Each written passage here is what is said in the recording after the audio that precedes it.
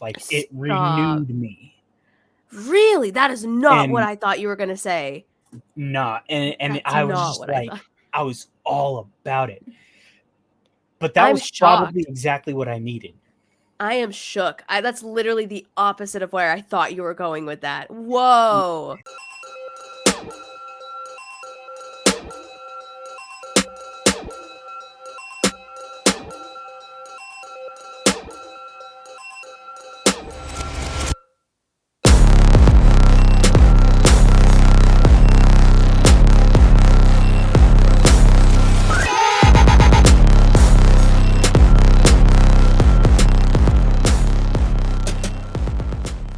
Well, Rodney, thank you so much for joining me on Growing Up Fundie. I'm really looking forward to talking to you. First of all, how are you doing tonight? I'm just fine. Just fine. Excellent, excellent. And to anybody listening, one, I apologize that I sound like Kermit the Frog. I was telling Rodney earlier this week, I thought I had COVID. I don't. I have probably strep or the flu. So I'm sincerely sorry. This is like 4 days into the healing process. And then Rodney, for anybody who's listening, I just Mhm. want to give them a little bit of background. Your channel was recommended via my Discord. There's a Okay. little page where people can link channels that they want to see as Mhm. future guests. And you had a video with Aron Ra. And it was, one, it was a great video, but two, it was at the time your only video. Yeah. And I was shook. I was shocked. I was like, wait a second, Yeah. how is this? How I thought maybe I was on some kind of setting. Maybe you had like levels where like if I paid Oh. a certain subscription, I would see the rest or something. I don't know. But it was That's not- awesome. Yeah. And then I feel like your content has just really taken off since then. I've seen you've posted a Mhm. few videos, but enough from me. Tell us a little bit about yourself. Who are you? What do you do? Where are you coming from? Well, I am Rodney. I run the YouTube channel Tell Me More. And basically, like, I'm just on a mission to get educated myself. And I wanted to kind of like chronicle that and document it and show it to everybody else. Because, you know, I look at and take in and read a lot of scientific stuff. Even though I'm not a scientist, I don't have any kind of education like that. But I'm interested in it, and I see so much of like the people who are experts and are educated are constantly taking on all these lies and misrepresentations and pseudoscience and stuff. And I was like, you know, I bet you I could help. Yeah, I can't absolutely. be a science communicator like Professor Dave or Simon and Dan or anything, but I can like get people to give me the answers to my questions. Yes. Or if I've heard of a myth and I want it busted, I go to somebody who would know, and I get the truth, and then I post that, and then anybody else who's wondering or is on the fence about something or is just genuinely confused might find that and think, okay, thanks, it's cleared up. Yes, yes, and something that we talked about this briefly before we were on the Mhm. record, is I feel like a lot of answers and a lot of very important information is written by academics for academics. So a lot of times Yeah. it's high level language. It's you have to have studied Mhm. this in order to even understand the baseline, vocabulary that you're using. And I think it's really important for channels like yours who, like you said, you're a regular guy, you're not a Mhm. scientist, and but you still have these questions. You Yeah. still want to know this information, and channels like yours make that information accessible to people for free, which is really, really Yeah. cool. Yeah. So important.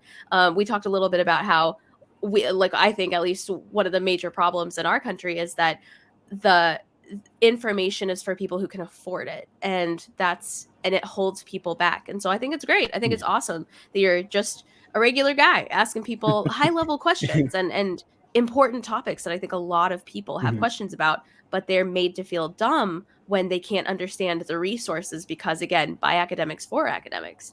So Yeah. I think it's awesome. Great job. Thanks. Yeah. So anyway, enough of the schmoozing. You're already here. I Yeah. don't know why I'm trying to bribe you into coming back. Um, so what about you? Did you grow up religious? Did you grow up in the church? Did you grow up in a non-religious family? Like, what kind of background are you coming from? It's really up and down, honestly, because what I grew up, my grandmother raised me, my full blood sister, and then my half brother and half sister, and she was Pentecostal-ish.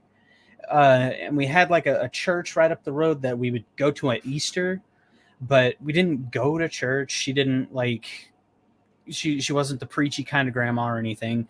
And so I don't know, there was this idea of God in the home, but like I didn't know, I didn't care. Yeah.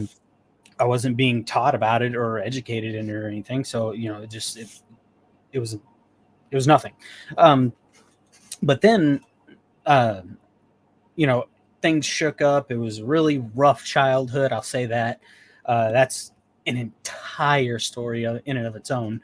But fast forward about 10 years, and my grandmother dies, and Oh. my half brother and half sister are put to the state, and me and my full blood sister Oh. go to our dad down in Florida. And through my middle school and high school phase, I was the edgy atheist kid, because it was cool to be atheist. Yes. I had no clue what it was or what it meant or anything. All I knew was like, God, yeah, right, And then, like, toward the end of high school, after I had a falling out with my dad, I was on my own from about 17 until I turned 18, and I was living with friends. And one of the families that I lived with, they attended church quite regularly, and they're like, "Well, if you're going to stay here, you're going to go to church with us." I said, "Okay, fine. Interesting. I don't care." Interesting. And so I started going to this Nazarene church, and the pastor there was also my Taekwondo master at the time. That we would joke sometimes, we call him Pastor Master in church, and then in the dojo we'd call him Master Pastor. That's hilarious. Yeah, and he let us do it, like, even though looking back it could have been seen like kind of disrespectfully, but it was fun, and we were kids, and Yeah. and from that, I was like, okay, I guess I'm a Christian now.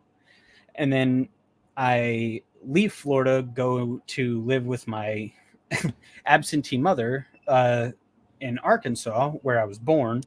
Wait, where in Arkansas? Jonesboro. No shit. Yeah. I'm from Arkansas. Whoa, small world. Where, let me guess, Rogers area, Fayetteville? Yeah, Northwest Arkansas, but I was just in Jonesboro, like, The pretty a part of day ago, Arkansas. 2 days ago. Yeah. Yeah. Yep. I mean, I won't say I miss it, but it was quiet. Or Yeah. okay, so parts of it were quiet. The northern part of Jonesboro, not so much, but Yeah. South Jonesboro's fine. But no, I went to live with my mom, who was living in Jonesboro at the time, and then later in Truman. And I was feeling a little lost, because, like, I didn't like my living situation. I wasn't sure who I was. I didn't know what I wanted to do or anything. And Well, so and I it sounds called. like you were getting a lot of information from a lot of different directions. Like, Yeah, it was just, grandma yeah. didn't think that religion was that important. That other family told you had to be religious in order to stay. Like, it sounds like you were just getting bombarded with different people telling you the correct, quote unquote, way to be, which would be Yeah. tough. Yeah. I mean, I didn't necessarily like going to church, like, because it was always shh, pay attention, Yeah. and I was like, I'm 16, 17, 18 years old, and I'm sitting here next to my good buddies. You're expecting me to, like, I'm bored. You Right. don't expect me to be like, huh, Yeah. But no, I mean, it was around Easter time, actually, in it was 2009. Yeah, 2009, around Easter time. I was in Arkansas, and I called my friend. He was the pastor's son from the Nazarene church. And I was like, "Hey, Greg, I'm feeling lost, man. I don't know what to do. I don't know." And so he said, "Hey, what's Sunday?" I was like, "I don't know, the 4th." He goes, No, it's Easter." I said, "Oh, okay." He said, "Here's what you're going to do. You're going to go to church. You're going to shut up, and you're going to remember why Jesus died for you." He said, "You'll feel a lot better." I was like, "Okay." Yeah. And so I did just that. I had no clue where any churches were in the town of Truman. So I just grabbed a Bible that I had and started walking down the dirt road we live in. And as I was going, this red car past me and then stopped and then came back. And this old lady's like, "Is that a Bible?" And I said, "Oh, yeah, I'm going to church." She goes, "Oh, where do you go to church? I can give you a ride." I said, "Well, I don't have a church that I go to. I'm just going to church." She goes, "I'll take you to my church." Wow. And that was Calvary Baptist Church in Oh, Truman. yes. And I went there, and I thought it was pretty cool. They had like a teenage group, and there were a couple kids my age in there, 18, 17, 18. And I was like, okay, cool. So I started going, and they had like a little bus route that would come around and pick me up, and I Oh, didn't have that's to put in cool. any effort. Yeah. And so I thought that was cool. And then they were talking about a Bible college, and I was like, Oh, oh, I can do that. yeah. And from April to June, I went from hair down to here, rock and roll t-shirts, to button ups, hair like you see now. I wear it Yeah. this way now because, like, it's whatever, it's less to deal with. Yeah. And I just cut it today too. Um, but and so I decided I want to go to this college and be something, and Interesting.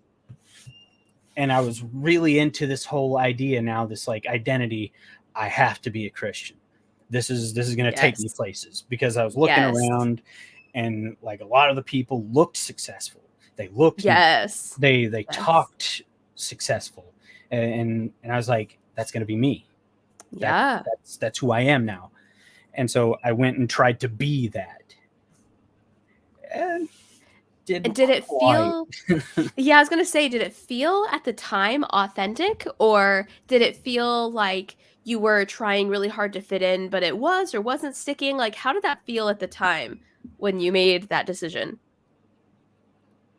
Okay, so when I first heard of it, I was like, okay, this can change me. This can change my life, because I didn't like where I was living in a rundown trailer where quite literally half of the trailer didn't have a floor in it. Yeah. There was no hot water and Wow. barely any electricity. And I lived with my mother, who, and I'm not exaggerating here because she had a notepad with all their names and kept count of them all the time, had 50 plus cats that were never allowed outside. Oh, geez. Yeah. Wow. Yeah. And I was tired of that. I didn't want to live with my mom anymore. I didn't want to live in that situation anymore. I hated it. And so I go to this college out in the middle of the woods in Jacksonville, Arkansas, like literally in the middle of nowhere. And that's Was where I it was. it wasn't Ecclesia, was it? No, no, no, Oh, okay. Okay. no. Uh, Bible Baptist. I think it was Got it. Bible Got it. Baptist College. And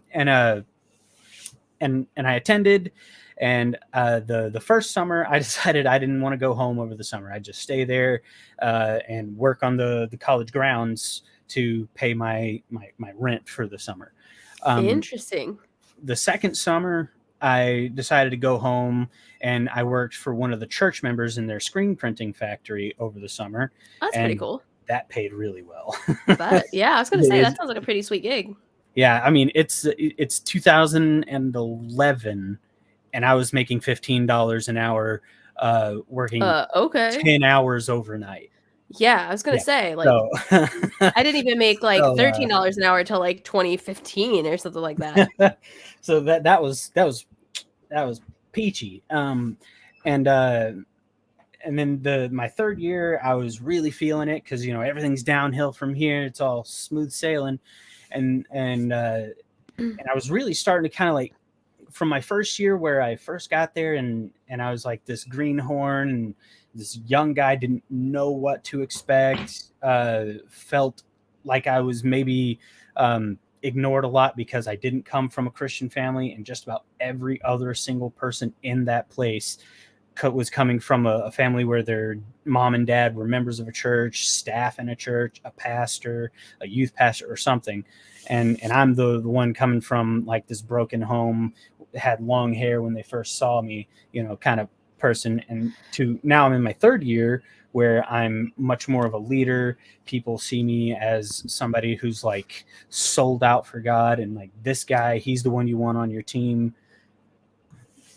Which you would think it's very interesting because a lot of, as somebody who grew up Southern Baptist, a Mhm. lot of what you learn is, bring all the sheep into the fold, welcome everyone. Like the most downtrodden man is the one that you should focus on, not Mhm. the one who seems like he's doing okay, yada yada yada.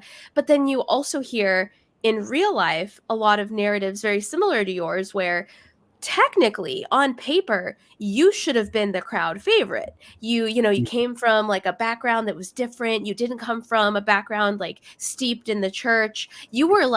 You should have been the one that everybody focused on and like brought into the fold and like wrapped their arms around, but it sounds like you were kind of an outsider for a while and almost Oh, had to like prove that you belong there. yeah, I was very much an outsider, and the financial officer of the church, who like the he was also, I don't know what you would call him, I guess the student advisor and financial administrator of the college as well. I don't know exactly what his role was, but he did not like me, not a single iota, and he made no bones about making it known that he did not like me. Do you think it Uh, was because of your background, or do you think like he felt threatened in some weird way? I think, and I'm pretty sure, like if I could peel back the layers, I'd be hitting the nail directly on the head. I think he didn't like me because I was already doing better than a lot of the kids who came from church background. Oh, you were basically like you were what's the word I'm looking for? You were kind of proving that coming from nothing doesn't necessarily mean, or no, that's not the term. Like, you were basically proving that like everything they tell you about coming from like the perfect Christian family may not be the actual answer and may not set you up any better in life than Right. And yeah, I don't interesting. think he liked that one bit, And because see, he again, was you'd coming think he would from be proud of you. That's so right. strange.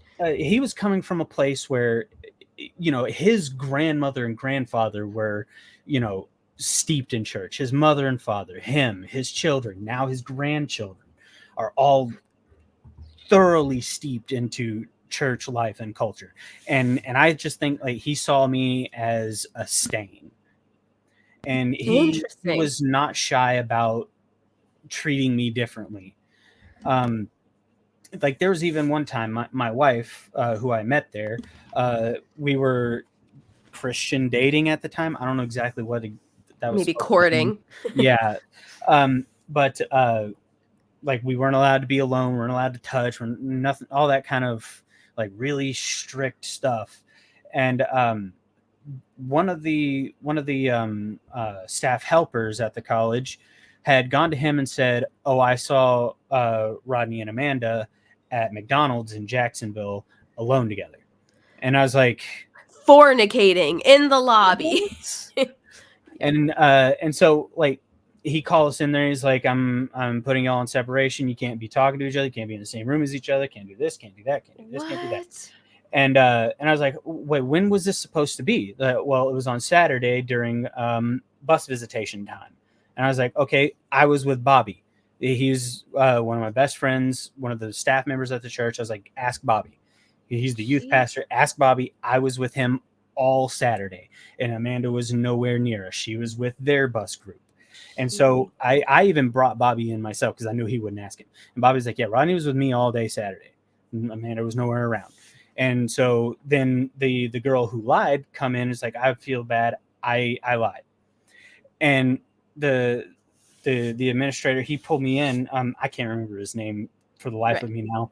I'll just call him Rick. And Rick pulls us in, and he's like, "Hey, she said she lied. I'm not going to lift the separation though, Uh, what? because it'll look bad on me." Uh, Those weren't his exact words, but that was basically that the was the gist of it. gist. It's like, "I'm not going to lift it because then everybody's going to look at me like I made a mistake." And I was like, What? "But you did."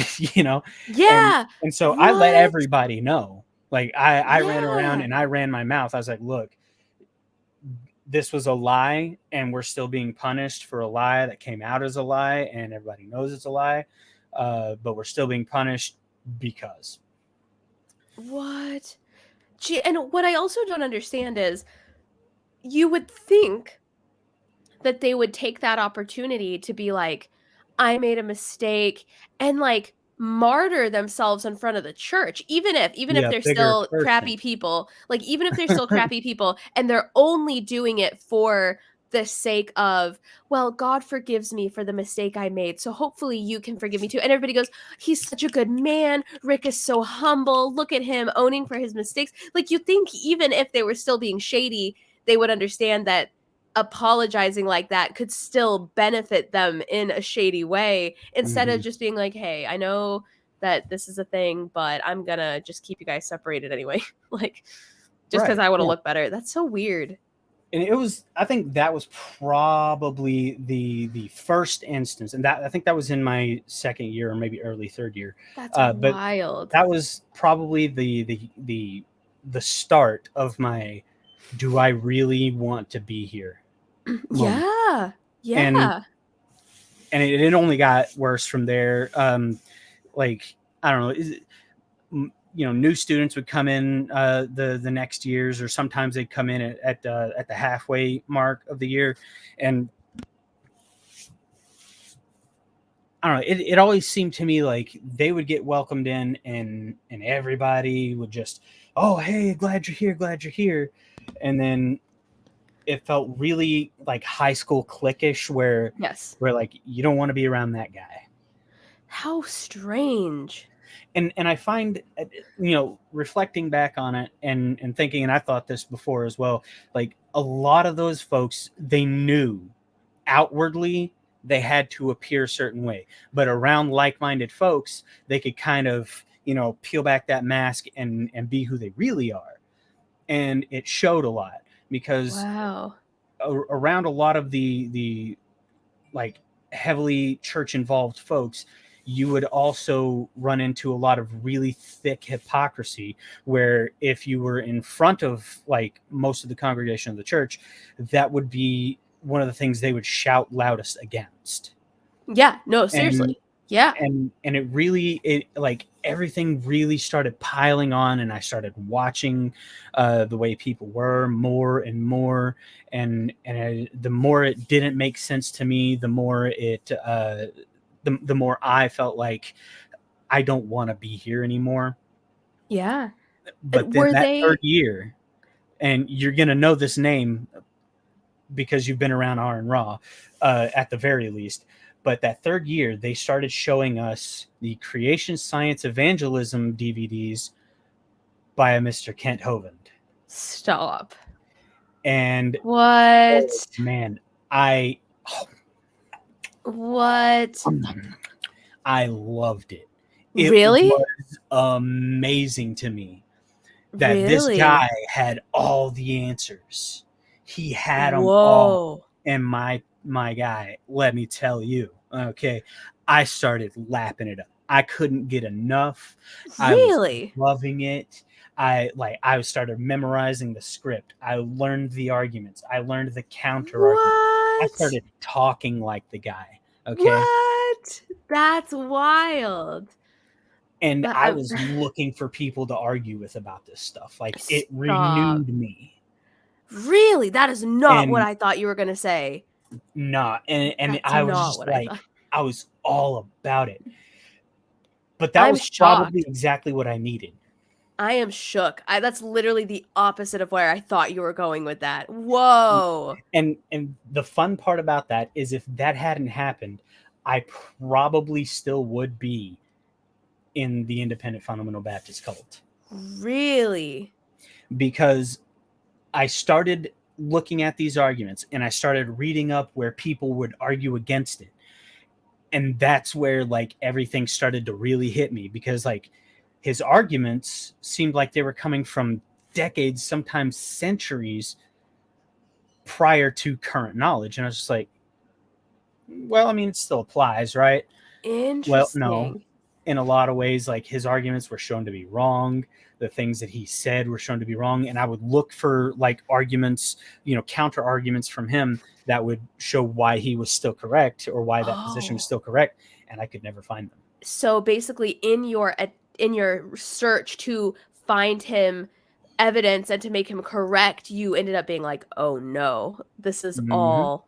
Oh, And then wow. What a it roller goes down coaster. to the last semester of my 4th year on a pastoral theology degree, and I decided I didn't want to be there anymore. And I told them, I went up to them. I was like, "Look, I'm gonna leave. I'm done here. I don't even know if like I believe this stuff anymore. I'm shook, and I'm just gonna go find who I am." Uh, Whoa. and I had up to this point, I had started becoming, and I didn't notice this until I was pointed out to me, but I was an angry person Well, yeah. up I to this mean, point. I I don't was an blame angry you. person, and I didn't know that about me. Like I didn't, but once it was brought to my attention, I was like, yeah, and I don't like that. I don't like that about myself. I don't like who I am because Yeah. I'm angry. I Yeah. don't I was angry because I didn't like myself. I didn't like where I was. I didn't like what I thought I knew, and everything, like it threw me right back to where I was when I first started that whole Christian journey. Yeah. I was at a loss. But now I had more Wow. of a purpose because I was slated to get married, and I was ready to I was ready to find the answers. Yeah, and so when you decided you didn't wanna go to church there any I mean, to school there anymore, like, you're in your last semester, how did that impact your relationship? Because obviously, like, the foundation of your relationship was your attendance there, basically. I mean, was that, like, an easy conversation to have? It Did was you have remarkably questions? easy, yes, actually. Good, good, that's awesome.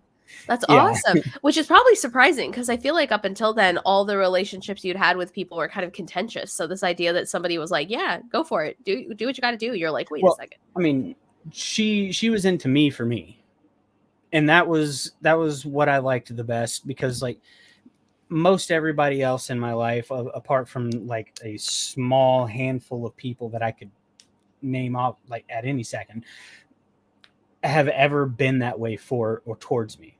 Wow. And so, like, I knew that it wasn't gonna be a problem. Like, Right, nothing is going to be a problem with us because we're not like, I'm not she's not in love with my belief in God. She's in love right, with me, right. That's you know? awesome. And Yeah, so if that's how it I should be, I change think. what I believe or what I think, that's not gonna change her feelings for me because she accepts that. Yeah, awesome. Now did she stay in school there, or did Uh, she end up leaving she as well? she was on a different degree, Mhm, so she mhm. had finished the year before. Hers was a 3 year, I think, or her I think hers was a 4 year, but she took extra classes to finish a year ahead of schedule. Yes, we love an And educated queen. and so she was already, off at work and stuff, Good for while her. while I Damn. was uh, still in school.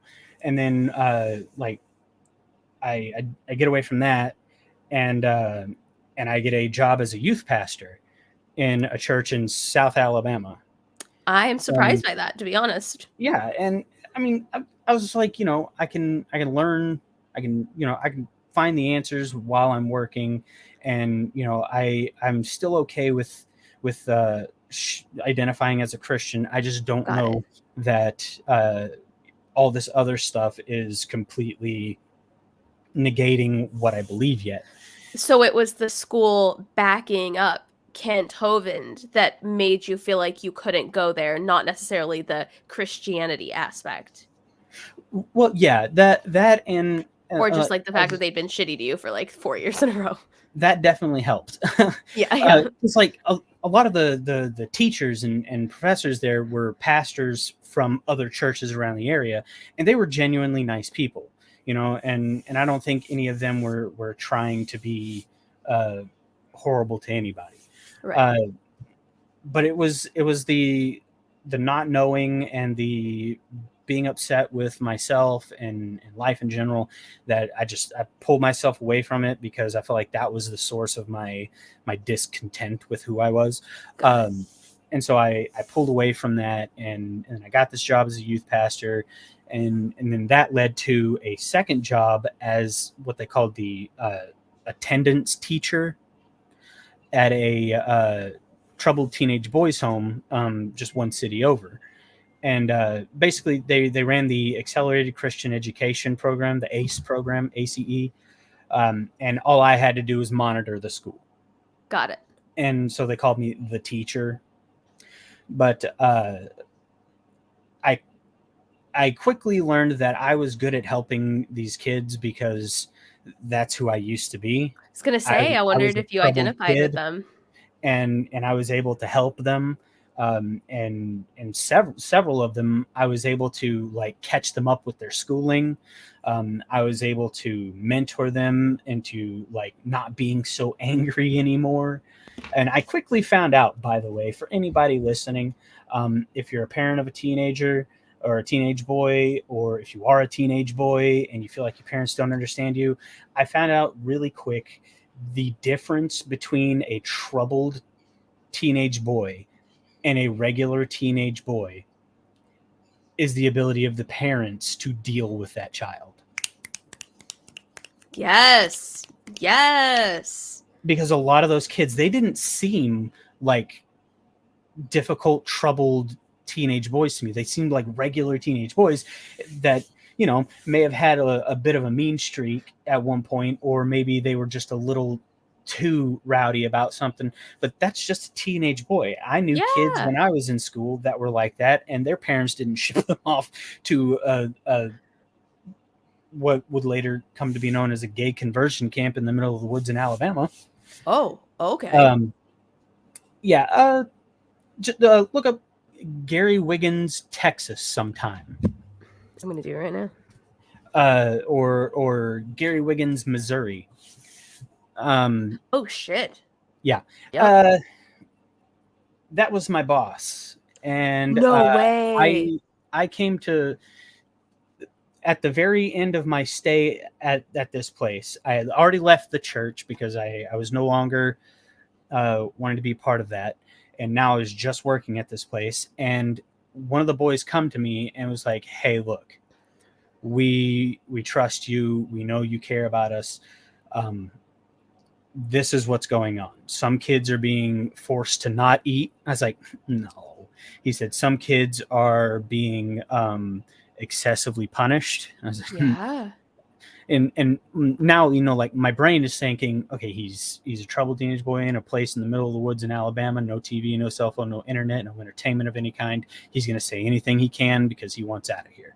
Well, and it's tough because they will. Like Yeah. troubled boys will say anything to get out of that situation, but at the same And time, he happened to like, he said to me, he said, "Well, I know you have my dad's phone number. Just call him sometime and tell him that Thomas said toy box, and he'll know what oh, that means." And I was like, a couple days pass, and I was like, "I'll do it." So I call him up, said, "Hey, Mr. Cox, Thomas told me to tell you a toy box." And he immediately switches from this polite, kind, loving person. He's like, "What's wrong with Thomas? What happened?" oh, He said, "Can I talk to Thomas right now?" I said, Tom's fine. What's going on?" He goes, "No, I need to talk to Tom right now." I said, "Why? What? You know, like, I'm confused. What's going on?" He said, "That's our family safe word." He said, "If Thomas is in trouble, I need to know now." wow. And I Good for believed Thomas Thomas. immediately. And I believed Yeah. him immediately. And I was like, okay. And so once I calmed him down, and I was like, okay, Thomas, he was just telling me to say this. He's like, that I can talk to whoever, see if they'll let Thomas call you. Whatever. And he got a call the next day and called his dad. But then Thomas came to me again. And he's like, "Look, so yeah, this stuff is happening." And I was like, "Okay, well, Wow. I won't like, you know, jailbreak bust you out of here." I said, "But I'll tell you this much. At the end of the day, when I'm helping others clean up the schoolhouse, if you run out the far door, run across that field, jump that fence, and go to the neighbor's house and tell them you feel in danger for your life, call the police, call Child Protective Services." And so he Wow. runs and he does that, and the whole place got raided. It got shut down quick, fast, in a hurry, like. Really? Yeah, and it And says then here that overnight, Gary disappeared to Missouri. Well, and it says here that he and his wife have also been charged with human trafficking, which is freaking wild. Wow. I came to find out that what they were doing was a lot of these boys, whenever the parents would get fed up with the home that they were in, they have this network all over the United States. They would call another place, be like, "Hey, you want to take this kid? It's free money." So they'll get that kid over to them. The parents will continue to pay, and and they'd use them for free labor all the time in like their teaching businesses. Like Gary did one where he would have them mowing or cleaning up yards or stuff. Come to find out, he was actually like basically pimping these boys out, renting them for free work, where they would go and they would Wow. work for a family for a day. Gary would come back at the end of the day, pick up the kid, pick up a check, and pocket it. No friggin' way. Yeah. Wow. So then what do you do? Like, Well, first of all, can I just commend you because what like I would not blame you one bit if at this stage in your life you did not trust people, you did not like people, you did not talk to people, because it sounds like everyone around you failed miserably at everything they were supposed to do. And the fact that you're still here just like being like a nice person, pursuing information and education and posting content on YouTube that just like benefits people, that's amazing. So it kudos drove to me you. away from Christians in general. Yeah. And Yeah, I and guess that's a common I denominator there too, I guess. particularly identify with one of the statements Aron makes all the time, and that's faith is the most dishonest position it is possible to have. And I identify with Interesting. that now because a lot Yeah. of people will do some really, really crappy stuff in the name of their faith. Yes, which is wild. Wild. Yeah, If we were to do the exact same thing and I were to say in the name of atheism, people would be like lock her up for life, put her away. Like she they would should not scream be. satanic, they'd scream Yes. materialistic, It's they'd wild. carnal. I hated that word. It is so dumb. It's also just a Carnal. kind of gross word. Like it's one of those words where you're like, Right? ugh, They're like, it's the carnival. Don't go to a carnival because it's carnival. And I was ugh. It's got a terrible mouth why? feel. Yeah, why say it that way? Why say it at all? But I hated that word. I really did. So, were you after that, I mean, were you still interested in Christianity and being a Christian, or was that, like, the last straw for you? That was the breaking point. And did Yeah, you and know that, or was it, like, a slow, just, like, separation, or was there just a it moment wasn't where you were as like, slow, but it was kind of a slow burn to like. I was like, no, I'm still Christian. Well, maybe. I mean, I don't want to go to church or anything. I don't want to be around those kind of people. I'm not really a Christian. And then like, okay, I'm not gonna call myself an atheist because I don't want the labels. I don't want the identifiers or anything like that anymore. I'm a nothingist. I guess. yeah, and I don't I know. liked when you said that. So in your email to me and in your notes, you had mentioned that you don't believe in Oh, God, but you also don't identify necessarily as an atheist, and you'd rather just be called a nothingist because it's just there's nothing. Like there's yeah. just it just doesn't exist. It's not there. And I think that's way more miraculous than any kind of thing a God can do. Because I don't know if you've ever noticed this, but like a lot of the religions, they ascribe such an infallibility and perfectness to their God Yes. that absolutely no argument can ever be valid against it. Right. And that raises so many problems down the line because like when you come up with this infallible, perfect, everything God, like you're gonna have to explain away a lot of things down the road. That's what's being tried to be done now with all the dishonesty and misrepresentation of science.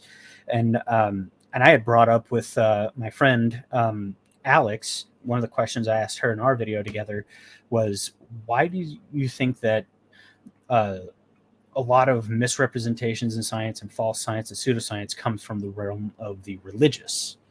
Um, and she, in a nutshell, it was cognitive dissonance, where they Yes. can't accept the reality of things because it goes so heavily against, and and back and forth with that. I couldn't come to terms with the fact that um, that all these scientific facts were fact, and there was no way they could be fact if, you know, what I'll call the God hypothesis were true. And Interesting. I started looking into it. Like, there is no geological evidence for a flood. Right. There's a mitochondrial Eve, and a Y chromosomal Adam, but and we gave them those names, tongue in cheek, Right. but they're separated by several tens of thousands of years, I believe it is, and that just can't be if there's an Adam and an Eve. Um, Not Well, to and also mention, just like even simpler than that, we've seen what happens when two people who are too closely related have a child together. And so, yeah, maybe Adam and Eve may have been biologically different. Maybe God made two biologically different people, but their kids weren't. Noah and his weren't. Yep. Because The well, the whole, there had to be a bottleneck there. Eight even Adam and people. Eve's kids, like, they had to pick each other because there was nobody else, right? And Mhm. then the grandkids, you're telling me that 5 generations of inbred human beings that literally only mated with their family continued to have no, like, it just didn't happen. It just didn't happen. Even It if just we didn't happen. even if we gave them the magic of the perfect genome, as some of them will call it, I you can only have it interbred so many times before it can't be perfect anymore. There's the you literally run out. And then what if one generation only has boys? You're fucked. You're fucked. Exactly. Like they would have died at like generation 10, right? Like And the if they like even I made it that made the far. point in, I think in my second video I posted, about making assumptions. I made the point that even if we go ahead and say creation is a fact, it happened 6 or so thousand years ago. Um, Evolution is also still a fact. It happens. People reproduce, and reproduction leads to mutations. Mutations, while not the only driving factor for evolution, cause evolution over time. And we have factually seen speciation, which is the marker of an evolved species becoming something completely different than prior species.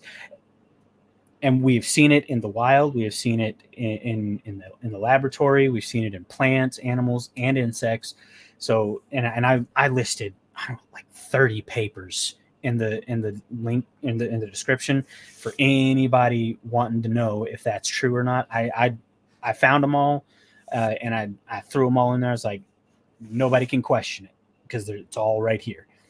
And and that alone, like, because there was the bottleneck with Noah, and 5 of those 8 people were directly related, um, uh, Noah's wife and their 3 sons, there would not have been enough genetic dissimilarity to lead to a world where, I mean, Yep. even just a couple generations down the road, they would become infertile because of all of the birth defects. Right, right. If they even survived infancy, which Yeah. they doubtfully would have. It just little things like that even. It like Mhm. people think the ideas have to be really super complex and it's like no, just we've seen what happens when siblings have kids. It doesn't work out a lot of Yeah. the time or it doesn't work out for long. Maybe that one generation works out and then after that doesn't work out anymore. And then But there has to be the sprinkling of a miracle. And in one of my videos that I'm gonna post, I got the little Salt Bay thing, and like, sprinkling of a miracle. And like, honestly, if you peel back every single page, every single argument, every single word salad, all the way down to the very bottom core of any religious whatever, the only argument they have is God did it. yep, yep, And because that singular statement is the exact argument at the very bottom of every single one of their massive towers of arguments and belief and faith, that one statement can easily be kicked out from underneath it if you right. say, no, he didn't. And it's impossible to reason with individuals whose entire belief system is built upon the idea that you do not need reason. Their whole thing, and Yeah. and to be fair, they're staying true to their belief system by refusing to reason and debate and things like that. But Mhm. when the entire foundation of what they know to be true as human beings is based upon the idea that you don't ask questions, you don't worry about facts, you believe no matter how hard it is to believe, no matter how many questions you have, you are showing duty to your faith by Mhm. saying, I don't need to see facts. I don't need to see evidence. I just need to believe in the unbelievable. And so And it's like, of course you can't their reason with fact somebody like is that. that book, like Yes.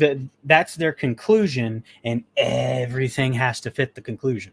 Yes. And they'll sit there and Yes. argue that's what science does. Like, so, oh, science already Mm. has this idea of what they want the answer to be, and so they try and pick things out to make it Science like that is changes all the time. entirely incorrect.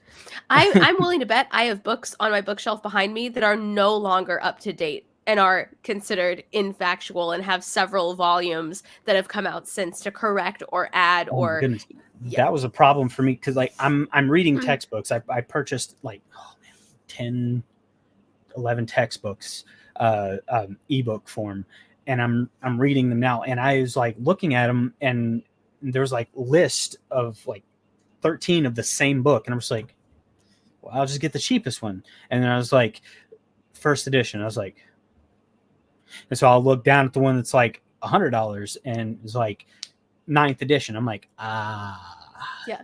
Now, that's sometimes, I will be honest, sometimes they just change the pictures on the page and republish a new one and sell it to college freshmen.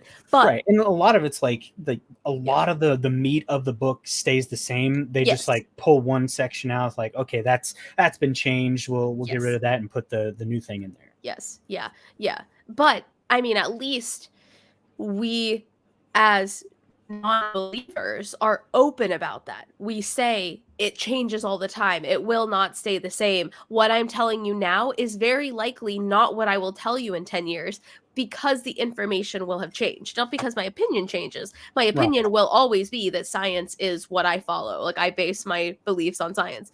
But Mhm.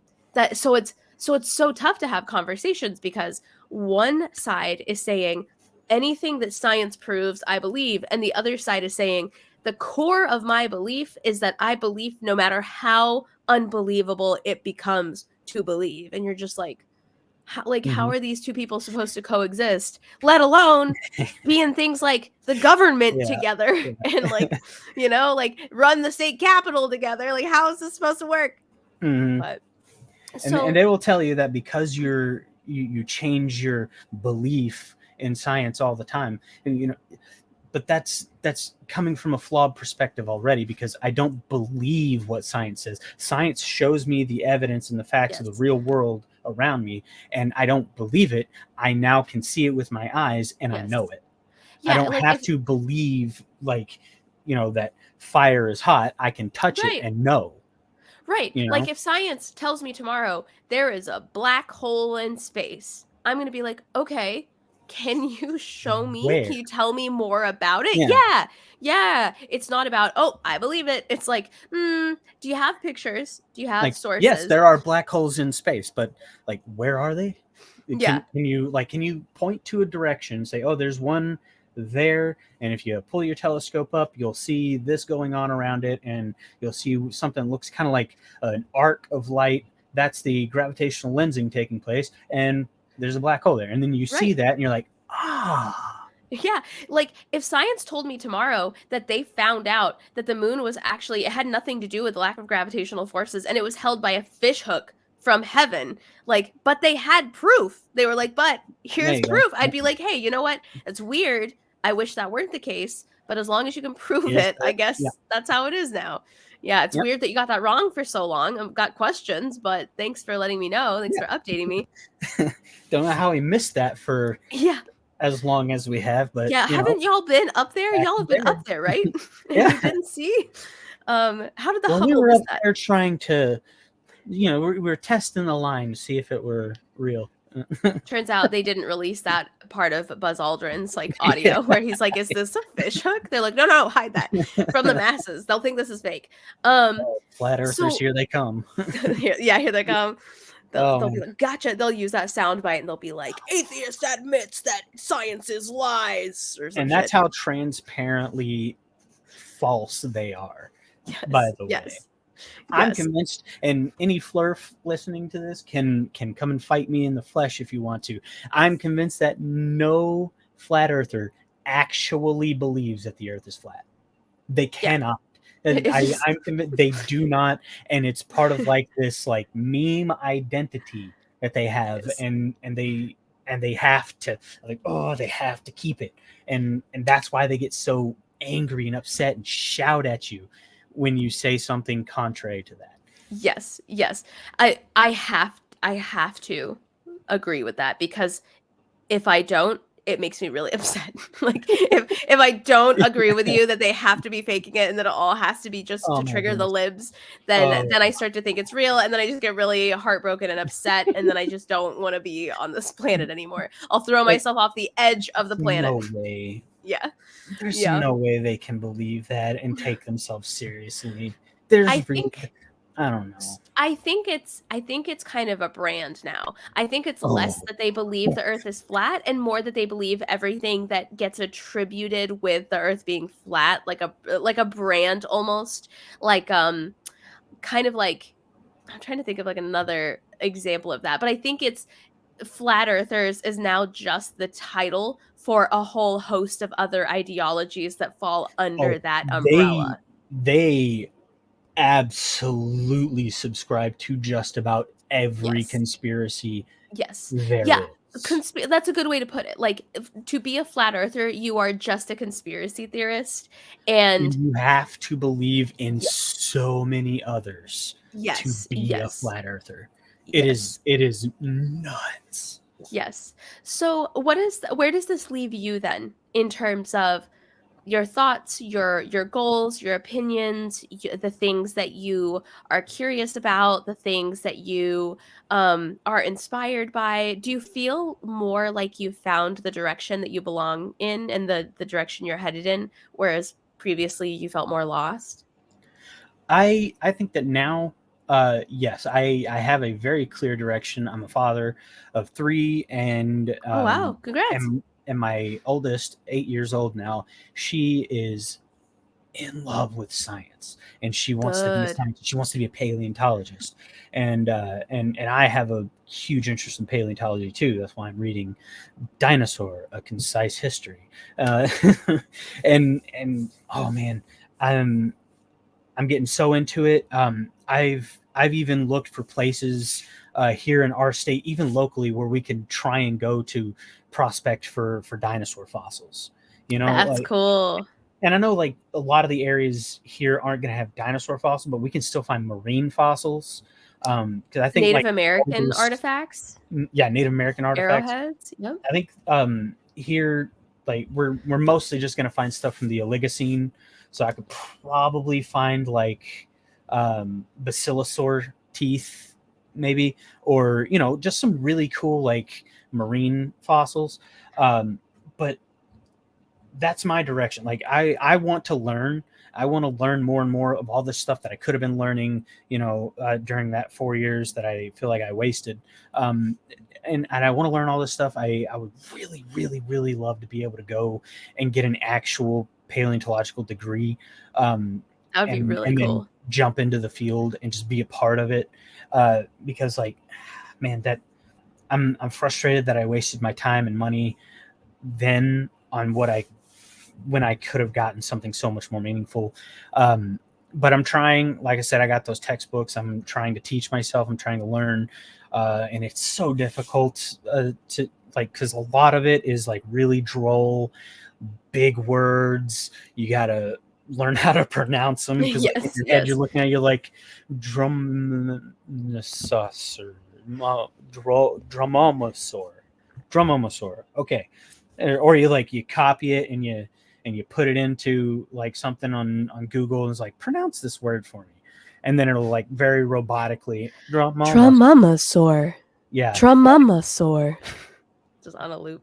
Okay. And you're just like, okay, I got it. And then like you're like, what is that? So you look up a bunch of images, and then there's like papers attached to it. And you're like, okay, Yes. okay, that's it. I got to go back to what I was learning. Yes. And so that's where I'm at. That's where I want to go. And I want to, like, while I'm doing my YouTube channel, I also want to like get as much as I can. I'm trying to reach out to many different fields of science. I've done psychology already. I've done phylogeny. I'm talking with somebody tomorrow about intellect, and in a couple weeks I'm going to be talking to somebody about geology and paleontology. I really want to get a dedicated geologist in, because I really want to talk about plate tectonics. Uh, I want to talk to a climatologist, a zoologist. I want to talk to a chemist. I want to get into it all. I need to get into it all, and I got questions, and I want to get answers. And there's like so many. There's no shortage of misrepresented science and pseudoscience and fake science out there to bring up to people and be like, okay, so explain to me why this is wrong, and just how I can know for certain that what we say we know, we really know. Point me in the direction of something where I can see for myself, and others can see for themselves, that this is how we know what we know, and we don't just take on faith what somebody else has said. And that's where I want to go. That's like I want to bring real current science to people who may not have the discipline like I'm trying to exercise to go and learn it themselves. People who just might have a question, they Google something, or they look for a video on YouTube, and it happens to be in my title, and they get an answer that they were looking for.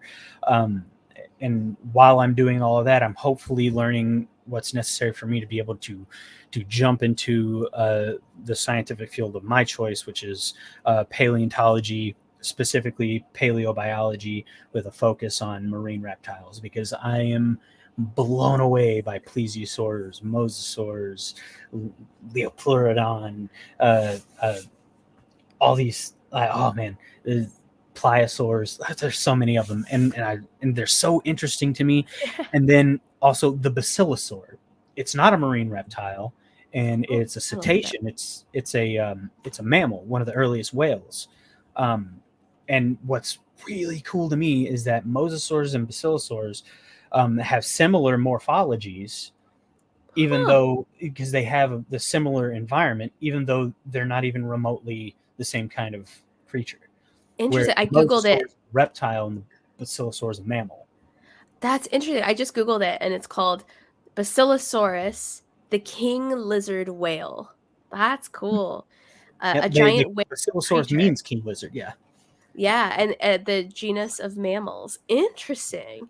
Yeah, and it's crazy because like this is just another way of like showing yourself that evolution did and does happen, because the mosasaur and the basilosaur, like the basilosaur was confused for a type of mosasaur when it was first found, and was called a mosasaur and a marine reptile for a while, until they realized the tail is in a motion like this, like mammals, and the mosasaur had a tail like this, where the basilosaur has a fluke, and the mosasaur actually has a fin tail.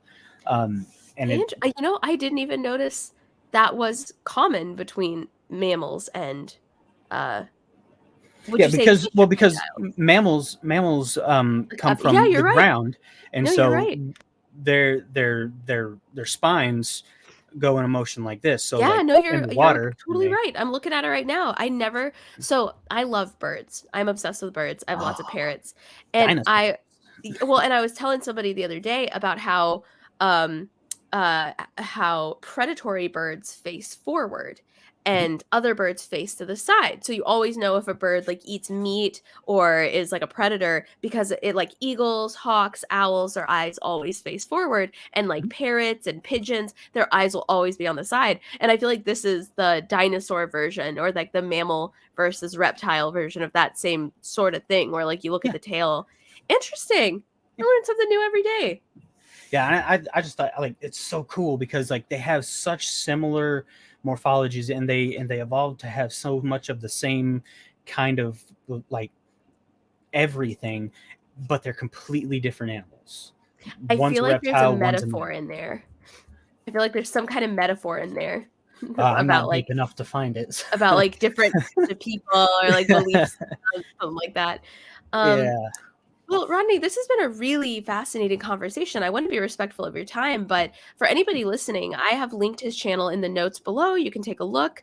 I'll probably link a couple different videos too, just so people can have like quicker access to your content. Mhm. I'll even link that video with you and Aron, which I think is just fascinating. But this has been a really great conversation, and I think what you're doing is really important. Like I said before, just exposing as many questions and answers and as much information to people as possible, free Mhm. of cost. I just think is really fantastic, and I wish you the best in your journey because man, you've just been knocking them out like lightning. You've just been going. It's like you got like a fire in your, what do they say in Arkansas? Like got like fire in your britches, and now you're just taking off. Oh man. But especially having come from a background where on paper, you should not be this successful, right? They always tell you like people that come from certain backgrounds are usually statistically more likely to do other types of things with their lives or Mhm. end up different places. And I feel like you've really broken the mold and you're doing great things with it. You're taking the opportunities you've been given and you're really giving back to people. And I appreciate that about you. So thank you for spending your time and sharing your story and your background with me and my audience. I really appreciate it. Oh no, it's not a problem. I'd do it anytime. And if there was any message you had for anybody who was listening to this, and maybe they feel similar to how you described, like lost, a little handed off, tossed around, they're not quite sure where they belong. They feel like even the places they should belong, people are looking at them differently, and they don't really know where to go from there. What would you say to people like that? um, hmm. Probably. Hmm. Probably that you need to. Okay, I'm not gonna say you need to. My advice to you is to learn who you are, learn to love yourself, fix the things about you that you don't like, uh, because you'll be a lot happier. You'll be a lot more of a you'll be more of a joy to be around because people don't want to be around somebody who's bummed all the time or who's angry all the time or is quite transparently not somebody who they want to be. um, and and that's probably what happened with me a lot, because I didn't know who I was and I didn't know what I wanted to do, and I was angry and I didn't like myself, and I think that probably showed, even though I tried to hide it. Uh, Interesting. if you're hurting, because you're confused and lost, uh, figure out what you can do for yourself to change what's causing you all that pain, because I'm telling you it comes from within, and you have the power to change it yourself. Identify it, single it out, make it that kid in class who is always getting in trouble, and call it out every time it comes to the surface, and tell it, you have no power over me. I'm going to go do something now that makes me feel good or makes me feel better, and makes me forget about you, because I'm better than you. I'm better than my problems, and I'm better than the things that make me dislike myself. Find that about yourself, find those things, uh, and really just kind of like take control of your mind, and who you are, and identify what you want to be and what you want to do, and just like punch through and do it, get it.